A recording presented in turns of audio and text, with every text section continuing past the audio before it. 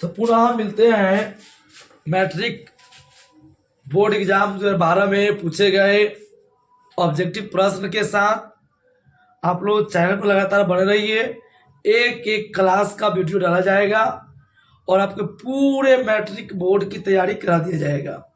तो आइए आते हैं 2012 के पहली प्रश्न की ओर कि प्रथम 5 पूर्ण संख्या। तो पूर्ण संख्या का मतलब 0 से जो स्टार्ट होता है उसको पूर्ण संख्या कहते हैं।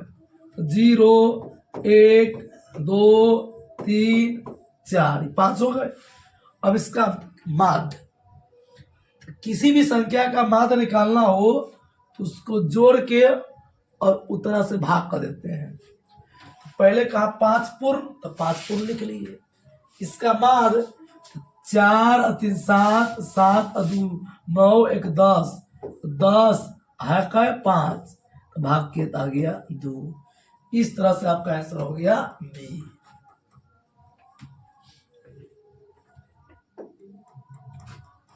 दूसरी प्रश्न है 2 वृत्तों के क्षेत्रफल का अनुपात। आइए पहले पढ़ते हैं। अगर क्षेत्रफल दिया हो, यानी क्षेत्रफल दिया, अब त्रिज्या पूछे, त्रिज्या अगर जानना हो तो वर्गमूल निकाले, रूट लगा दे।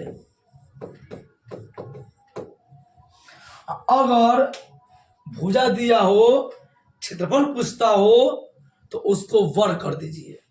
जैसे आपको यहां दिया है क्षेत्रफल, क्षेत्रफल दिया कि 4:1, तो रूट 4 का हो जाएगा 2, 1 के 1, आंसर हो गया बी। यही अगर त्रिज्या रहता, यानी त्रिज्या का अनुपात रहता, मान लीजिए 4:2, क्षेत्रफल पूछता, इसको वर्ग कहते, 4 के वर्ग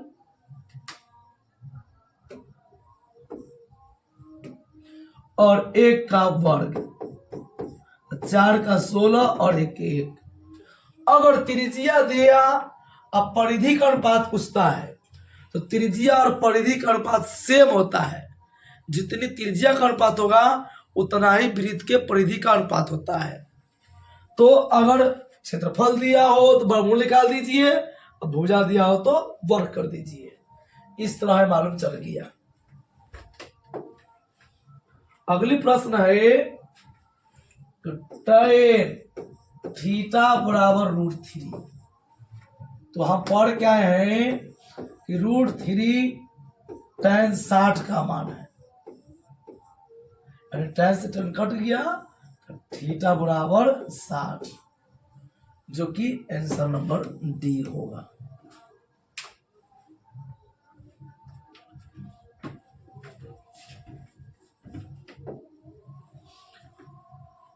अब देखिए यहां का cos 60 + 1 बटे cos 60 - 1। तो बेहतर हो, आइए कि आप इसको ऐसे बनाइए, cos 60 + 1, यानी cos 60 का मान 1/2 जोड़ 1, यहाँ जाएगा लघुत्तम 2, 1 + 2 नीचे 1 लेके 3/2। फिर लिए कि cos 60 - 1, तो 1/2 - 1 नीचे 1 लेंगे तो 2, 1 - 2 -1/2।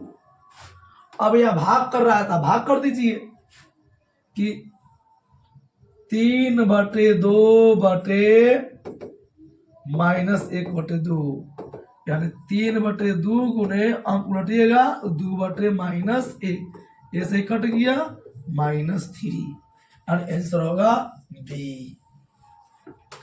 ऐसे इसको चाहे तो ऐसे भी निकाल सकते हैं, cos 60 + 1 और cos 60 - 1, cos 60 1/2 + 1 और 1/2 - 1, नीचे 1 लिए, नीचे 1 लिए, लघुत्तम होगा 2, तो 1 + 2 2, 1 - 2, 2 से 2 कट गई, यानी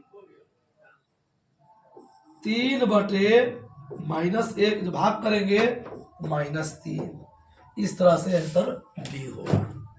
अब दोनों में जो आपको सुविधा लगे वैसे हल कर सकते हैं। 5 है कि यदि अल्फा और बीटा बहुपद x² + x + 1 के मूल हो तो 1/α जो 1/बीटा का मान। देखिए जिसे x² + x + 1 जब ऐसा रहता हो तो x² के गुणांक को a कहते हैं। तो x² गुणांक क्या है, नहीं है कुछ तो 1। x के गुणांक को b कहते हैं, b = v 1, और अचर पद को कहते हैं c = v 1। तो 1/α जोड़ 1/बीटा, इसका फॉर्मूला मेरे द्वारा बनाया गया कि -b/c आप यूज कीजिए। तो -b यानी -1/1 = -1, आंसर होगा बी। आइए आप लोग ऐसे बना देते हैं, जैसे 1/α जोड़ 1/बीटा, लघुत्तम लीजिएगा अल्फा बीटा, अल्फा से भाग के बीटा बच गया और जोड़ अल्फा, एक अल्फा प्लस बीटा यानी मूलों के योग, तो -b/a बराबर c/a। इसी को हल करते हैं तो -b/a गुणे a/c, a से कट गया तो -b/c। इस तरह से फॉर्मूला बनाए हैं।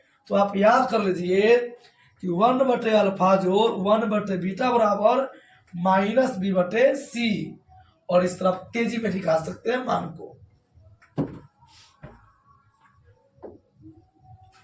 अगली प्रश्न है कि एक द्विघात बहुपद के मूलों का योगफल तथा गुणनफल क्रमशः 2 तथा -15 है।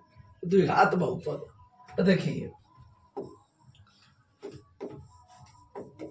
द्विघात बहुपद बराबर होता है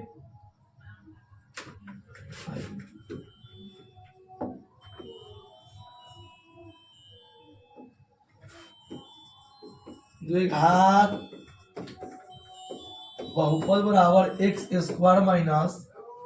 अल्फा जोड़ बीटा x + अल्फा बीटा, यानी अल्फा बीटा को मूलों को योग कहते हैं। तो मूलों का योग कितना आपको दिया है, देखिए मूलों के योग क्रमशः का मतलब पहले जो का पहले होगा, तो 2x प्लस -15, यानी x² - 2x - 15, यानी आंसर कौन दिख रहा है आपको, तो आंसर दिख रहा है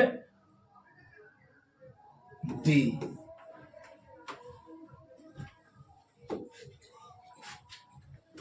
बिंदु Q से किसी वृत्त की स्पर्श रेखा, देखिए यह वृत्त है, बिंदु Q, यह मान रहे कि यहाँ पॉइंट है Q से स्पर्श रेखा की लंबाई, यानी स्पर्श रेखा हुआ पॉइंट पर 24 सेमी है, और केंद्र से Q की दूरी, यानी केंद्र से Q की जो दूरी है 25 सेमी है। तो कहा त्रिज्या बताइए, तो जैसे ही बताते हैं आपको, जैसी ये पर आएगा त्रिज्या यानी R, ये लंब हो जाएगा।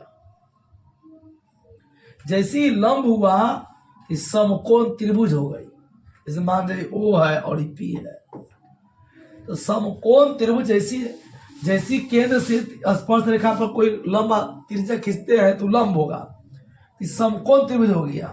तो समकोण त्रिभुज पर क्या है, कर्ण का वर्ग यानी OQ का वर्ग, अन्य दो भुजा यानी OP के वर्ग जोड़ पी क्यू के वर्ग, तो 25 के वर्ग बराबर आर के वर्ग जो और 24 के वर्ग, यानी 625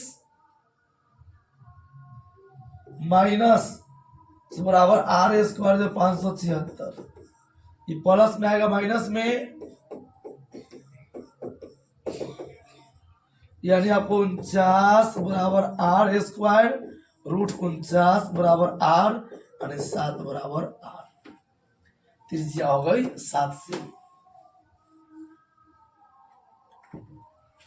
ऐसे आप याद रखिए, यह कोड है कि 24 25 7 का, अगर 24 25 दिया हो तो आंसर 7 होगा।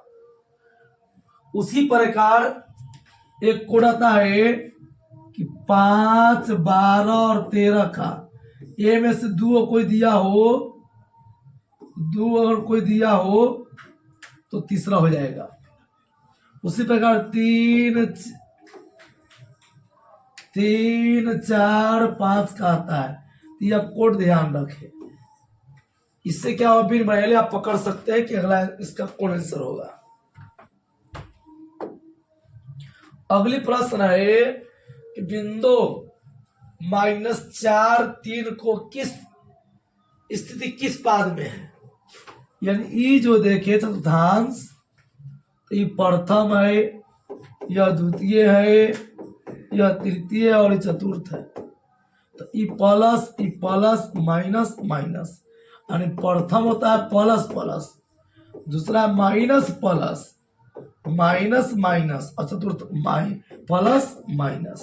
तो यहां देख रहे हैं कि -4 3 मतलब माइनस तब प्लस, तो माइनस प्लस हो गया द्वितीय। देखिए अंक से कोई लेना देना नहीं है, इसके चिन्ह से लेना देना है। चिन्ह देखेंगे कि चिन्ह अगर माइनस प्लस यानी प्रथम द्वितीय होगा, अगर जैसे 4 3 होता तो यह होता प्रथम। अगली प्रश्न है, निम्न में कौन परिमेय संख्या है। तो देखिए यह 11 में पूछा हुआ प्रश्न है, तो इसमें परिमेय संख्या का √3 अपरिमेय है, 2 से 2 कट जाएगा यानी 2 परिमेय संख्या है। क्योंकि अपरिमेय के साथ जोड़ घटाओ गुना भाग भी अपरिमेय होता है। जब भी कोई संख्या रूट में हो जो पूर्ण वर्ग न हो वह अपरिमेय कहलाता है।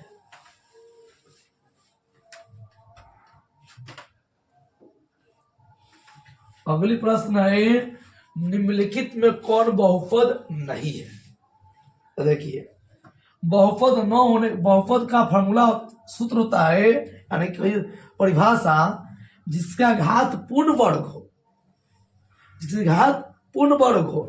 फिर भी हमने अपने से बताया कि अगर चर रूट में है बहुपद नहीं होगा, चर बाटा के नीचे है तो बहुपद नहीं होगा, अगर चर का घात माइनस में है तब पर बहुपद नहीं होगा, चर का घात बाटा में है तो ये बहुपद नहीं होगा। तो इन 4 कंडीशन में बहुपद नहीं होगा। कैसे नहीं होगा आइए दिखाते हैं। जैसे यह 3, इसके मुताबिक यह बटा के नीचे तो बहुपद नहीं होगा। क्यों? जब इसको हल करते हैं x प्लस 1/x है, तो x जोड़ x -1 होगा, इसका घात माइनस में हुआ।